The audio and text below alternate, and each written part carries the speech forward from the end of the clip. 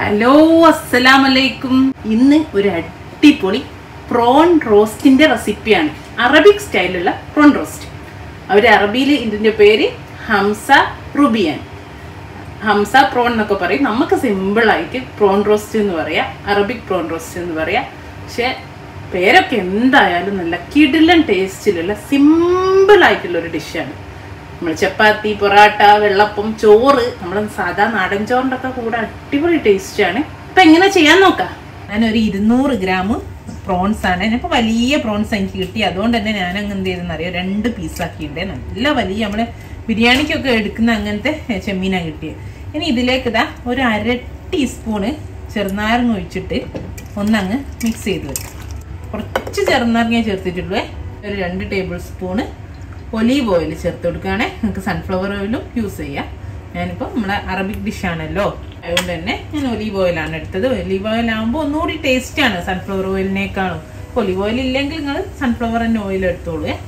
Oil ചൂടായി വരുന്നുണ്ട്. ആ ഒരു സമയത്ത് ഇതാ ഒരു ചെറിയ സവാളാണ്, ഏകദേശം ഒരു 50 ഗ്രാമേ ഉള്ളൂ. അത്രയുള്ള ഇത് സവാള ഈ ഓയിലിലേക്ക് ഇട്ടു. ഇത് നന്നായിട്ടൊന്ന് വഴന്ന് വരട്ടെ. ഇതാ പച്ചമുളകും അതിൻ്റെ കൂടെ കൂടിയുണ്ട്. അപ്പോൾ ഒരു പച്ചമുളകാണ്, ഒരു പച്ചമുളക് കൂടെ ആ ഉള്ളിൻ്റെ കൂടെ അങ്ങ് ഇട്ട് നന്നായിട്ടൊന്ന് വഴന്ന് ബ്രൗൺ കളറായി വരട്ടെ കേട്ടോ. കൂടെ കുറച്ച് ഉപ്പ് കൂടെ ചേർത്തി കൊടുക്കണ്ടേ.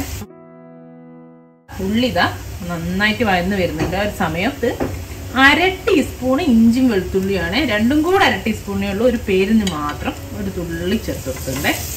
അതൊന്നും ഇതിൻ്റെ ഉള്ളിൻ്റെ കൂടെ നന്നായിട്ട് ആ പച്ചമണമൊക്കെ പോകുന്നത് വരെ ഒന്ന് വഴറ്റി കൊടുക്കും.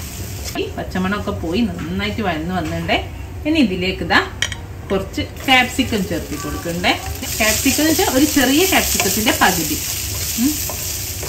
വലിയ ക്യാപ്സിക്കൊക്കെ ആണെങ്കിൽ 4 മതിയാവും. അതിൻ്റെ കൂടെ തന്നെ ഇതാ ഒരു ചെറിയ തക്കാളി, ഇതൊക്കെ ചെറുതായിട്ടൊന്ന് കട്ട് ചെയ്താണ്.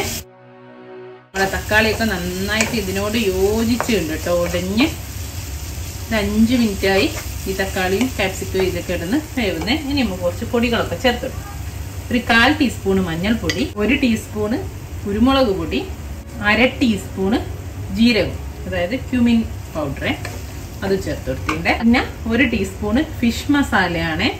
അപ്പം ചിക്കൻ മസാല, ഞാൻ ചിക്കൻ മസാല എടുത്ത് ചേർക്കും. ഫിഷ് മസാല ഇല്ലെങ്കിൽ ഇപ്പോൾ ഉള്ളതുകൊണ്ട് ചേർത്തിയാണ്. അപ്പോൾ ഇങ്ങനെ ഏതെങ്കിലും ഒരു മസാല, ഇനിയിപ്പോൾ ഒന്നുമില്ലെങ്കിൽ 1 ടീസ്പൂൺ മല്ലിപ്പൊടി ചേർത്ത് കൊടുക്കും. ഇനി ഈ മസാല ഒന്ന് ഇതിലേക്ക് ഇടുന്നിട്ട് നന്നായിട്ട് വഴന്ന് എണ്ണ തെളിഞ്ഞ് വരട്ടെ. ഇപ്പോൾ നോൺ സ്റ്റിക്കിലല്ല നിങ്ങൾ ചെയ്യുന്നതെങ്കിൽ ഒത്തിരി വെള്ളം പിടിച്ചു പോവുകയാണെങ്കിൽ അടി പിടിക്കുകയാണെങ്കിൽ ഒത്തിരി വെള്ളമാക്കി കൊടുത്താൽ മതി. എന്നുവെച്ചാൽ അതൊന്ന് നന്നായിട്ട് വെന്ത് എണ്ണ തെളിയുന്ന വരെ നിന്നാൽ മതി. അപ്പം പിന്നെ മസാലകളൊക്കെ നന്നായിട്ട് വെന്തോളും. നമ്മുടെ മസാലയൊക്കെ വെന്ത് എണ്ണൊക്കെ തെളിഞ്ഞ് കിടപ്പുണ്ടേ. ഇനി നമ്മൾ ഇതിലേക്ക് നമ്മൾ നേരത്തെ എടുത്തു വെച്ച ചെമ്മീൻ ചേർത്ത് കൊടുക്കും. ചെമ്മീൻ ഇത്തിരി ചെറുനാരങ്ങ നീര് പുരട്ടി വെച്ചല്ലായിരുന്നോ? അല്ല, 200 ഗ്രാം ചെമ്മീൻ മതി കേട്ടോ ഈ ഒരു അളവിലേക്ക്. ഒന്ന് തിളച്ചിട്ടേ ആകെ ഒരു 5 മിനിറ്റ് മതി ചെമ്മീൻ വേവാൻ. അപ്പോൾ അതിൻ്റെ ഇടയിൽ ഒന്ന് ഉപ്പൊക്കെ നോക്കട്ടോ. നമുക്ക് ചെമ്മീനിലൊക്കെ ഒന്ന് മസാല പിടിച്ചിട്ട് ഉള്ളി വഴറ്റിയപ്പോൾ ഉപ്പിട്ട്, പിന്നെ തക്കാളി ഇട്ടതിന് ശേഷം ഒത്തിരി ഉപ്പിട്ടീന്. അപ്പം തക്കാളി പെട്ടെന്ന് അങ്ങ് വഴന്നിട്ട് പിന്നെ ഇതൊന്ന് അടച്ച് വെച്ചിട്ട് 2-3 മിനിറ്റ് ആദ്യം വേവിക്കട്ടെ. എന്നിട്ട് ഉപ്പൊക്കെ നോക്കിയിട്ട് 2 മിനിറ്റ് കൂടെ വേവിക്കാം. അങ്ങനെ ടോട്ടൽ 5 മിനിറ്റ് മതിയേ. നമ്മൾ ഉപ്പൊക്കെ കറക്റ്റാണ്. അപ്പം ഇനി ഇതെല്ലാം കൂടി ഒന്ന് ബാലൻസ് ആകാൻ വേണ്ടി ഒരു 1/4 ടീസ്പൂൺ പഞ്ചസാര ഇട്ട് കൊടുക്കണ്ടേ. അതേപോലെ ഇതാ കുറച്ച് മല്ലിയില, കുറച്ച് പറഞ്ഞാൽ ഒരു 2 ടേബിൾ സ്പൂണോളം മല്ലിയിലയും ചേർത്തി കൊടുക്കുക. ഇത്രേ ഉള്ളൂ. ഒന്നുകൂടെ ഒന്ന് മിക്സ് ചെയ്യാം, കഴിക്കാം.